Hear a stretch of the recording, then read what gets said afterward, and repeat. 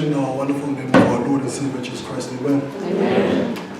Today's scripture reading is going to be found in the book of Matthew, chapter 4, from verse 1 to verse 10.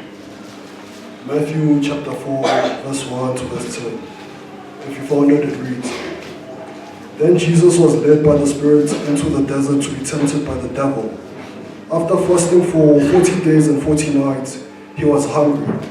The tempter came to him and said, If you are the Son of God, tell these stones to become bread. Jesus answered, It is written, man does not live on bread alone, but on every word that comes from the mouth of God. Verse 5, Then the devil took him to the holy city and had him stand on the highest point of the temple. Verse 6, If you are the Son of God, he said, throw yourself down, for it is written, he will command his angels concerning you, and they will lift you up in their hands, so that you will not strike your foot against a stone.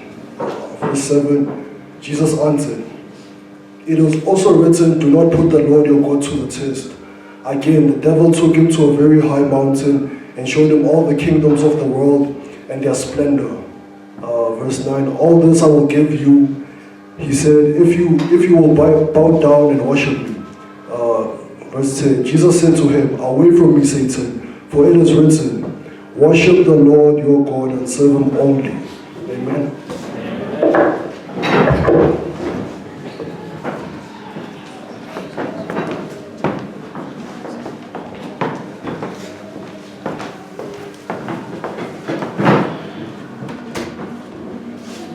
I would like to greet the church in the wonderful name of our Lord and Savior Jesus Christ. Amen.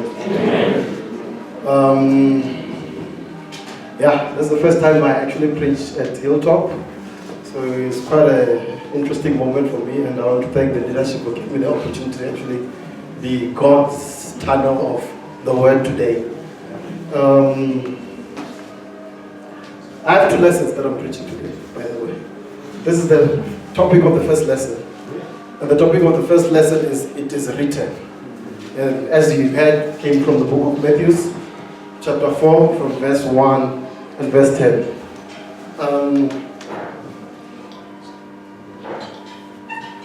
So, I want us to actually go through that text again, piece by piece, because I divided into different sections. The first section that I took was a section with a heading that says, when Satan tries to actually make you go away from God, or to do something that is wrong, or to sin, he looks for your vulnerable times. So in this case, Christ was coming from fasting for 40 days and 40 nights. Naturally, he was hungry. Fleshy-wise, was extremely hungry.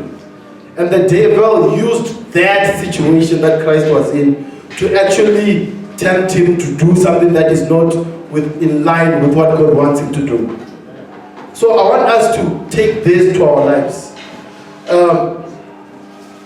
The devil always looks for our vulnerable parts, or our vulnerable places, or vulnerable situations. I gave a few examples that is related to us. One is, if you're not married, he'll use sex to deceive you. If you're not married, he'll use premarital sex to deceive you.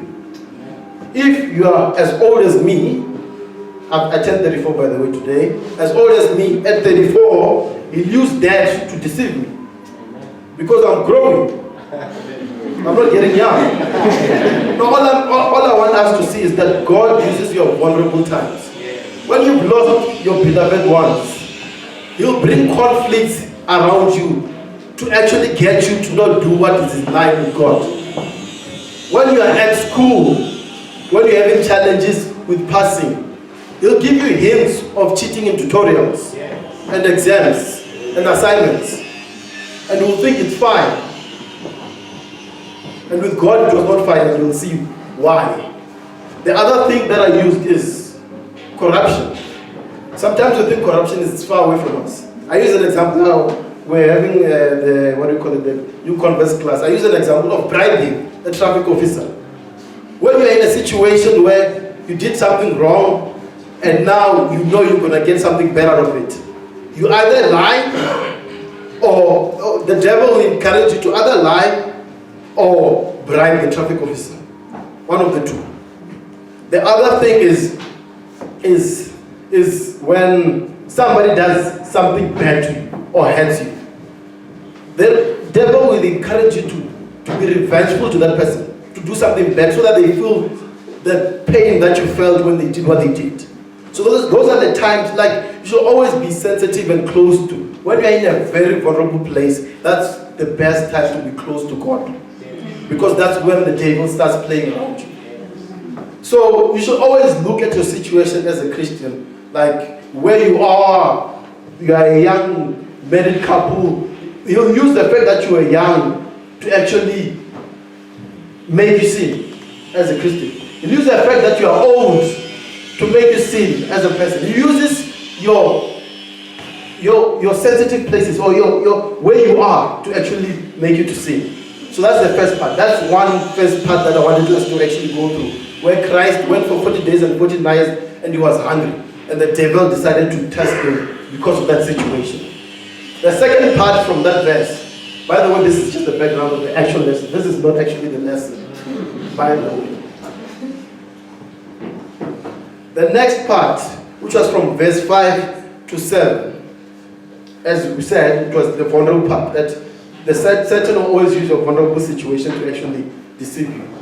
Then, the biggest thing that Satan uses is he promises you things that are false.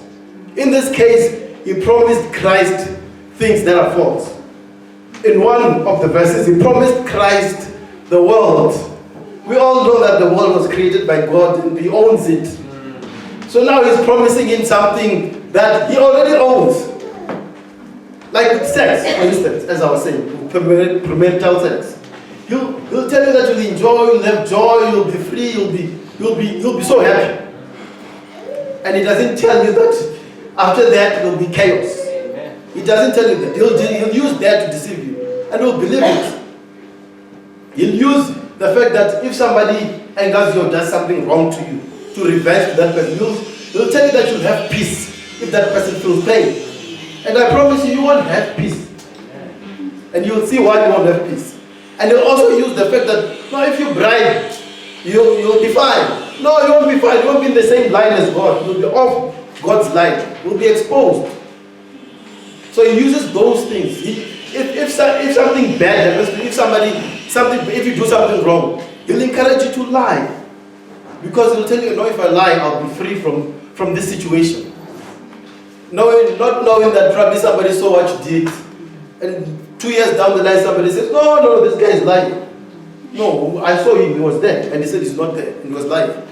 He always deceives you with this small satisfaction that you'll get. And he doesn't tell you the bigger story. And the reason why we usually lose the bigger story is because we can't use that. We didn't equip ourselves to use that word. That it is written. So when he encourages you to have sex before marriage, you tell him that, because he'll tell you that you'll have joy, you'll have all these things. He'll tell you that Proverbs chapter 10 verse 28 says it is written that the prospect of righteous is joy, but the wicked comes to nothing.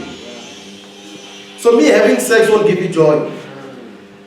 And Satan is lying. He's lying.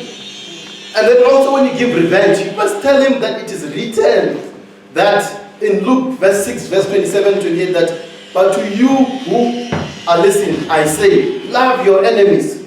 Do good to those who hate you. Bless those who curse you. Pray for those who mistreat you.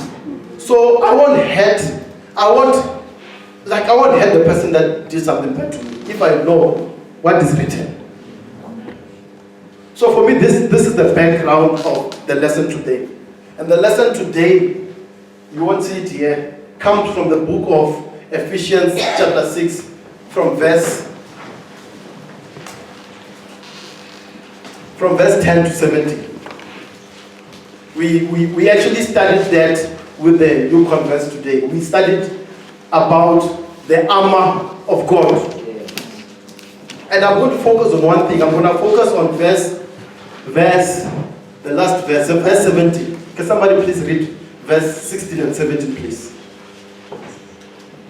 In addition to all, taking up the shield of faith, with which you will be able to extinguish all the flaming arrows of the evil one. And take the helmet of salvation and the sword of the Spirit, which is the word of God. Can you read the last part? Which is the word of God. The phrase before and the last, yeah. And take the helmet of salvation, Yes. and the sword of the Spirit, which is the word of God. Amen. Verse 17. My topic, or the three phases in my topic is, are you a soldier without a sword? Are you a soldier with a blunt sword? Or are you a soldier with an oversized sword? I will explain what I mean by this thing. I'll close my laptop because those are the 3 points that I want us to actually focus on. One, we have become Christians who don't read the word. We literally don't read the Bible. And we feel it's fine. We feel we're prepared to fight the devil when we don't read the Bible.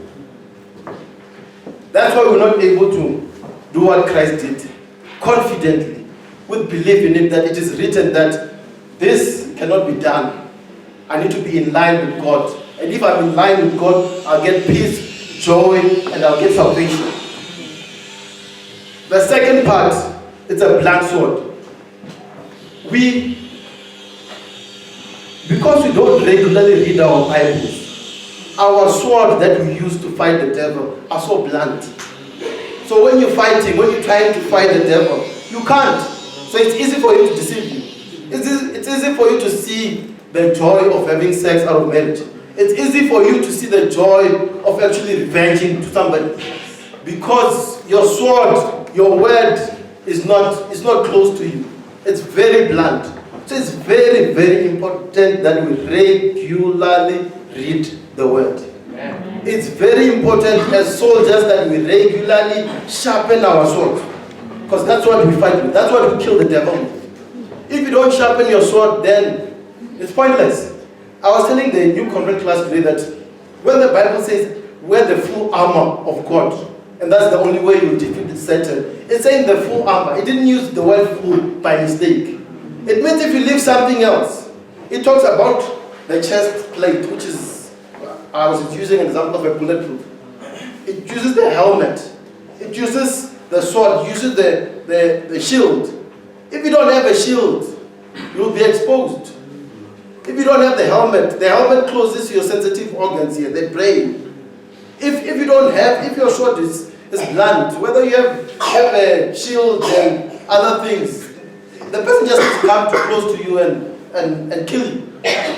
It's as easy as that. So it's very, very important that we sharpen our sword. I think the one other important thing is the one where I said, are you a soldier who has an oversized sword? Sometimes we want Brother Justice to teach us the word. Brother Justice will come and teach you the word, but you make it relate to yourself by reading it. So you're holding Justice's sword. Probably Justice's sword is an extra large sword, and you are this tiny person like me. So you can't carry it, it's too heavy. So when the devil comes to you, you're in problems. So it's very important for you to read the word yourself and make it relate to yourself and relate to your situation as a person. Because when you make it relate to a situation as a person, you're creating a size that is optimal for you. So you're able to move it very quickly. So if I'm just using the Wednesday Bible studies or the Bible studies on Sunday, that's my reading for the word, then yeah, you're just using an oversized sword. You're using a sword that is not necessarily yours. It was not tailored for you. You have to tailor it to yourself.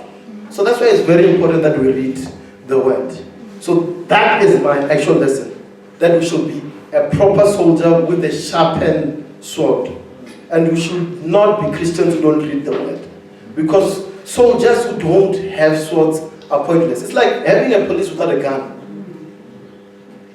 If in South Africa you have a police without a gun, they won't go into Joburg Central. They won't go where there's problems. Where there's problems, they'll run away. They won't be able to do their job. Just like you, as a Christian, if you don't have the word as your sword, and if it's not sharpened, you are pointless. You're going to die at some point. The devil will get you. He tried it with Jesus. But Jesus knew the word. And he confidently knew the word. When the Bible says that if I don't do this, if I'm in line with God, God will protect him. He knew God will protect him. We sometimes are not sure because we don't read the word. We are not connected to God. So we try to what did Nyajwa say? Outsource our Christian life to somebody else. And we expect that whole skills and equipment that you get from that will suit your situation. It won't. You have to tailor it to your own situation. You have to read the Bible. You have to read the word. You have to make it timetable that you read continuously. Because if you don't read, you won't wear the full armor of God and Satan will kill you. Amen. That's it.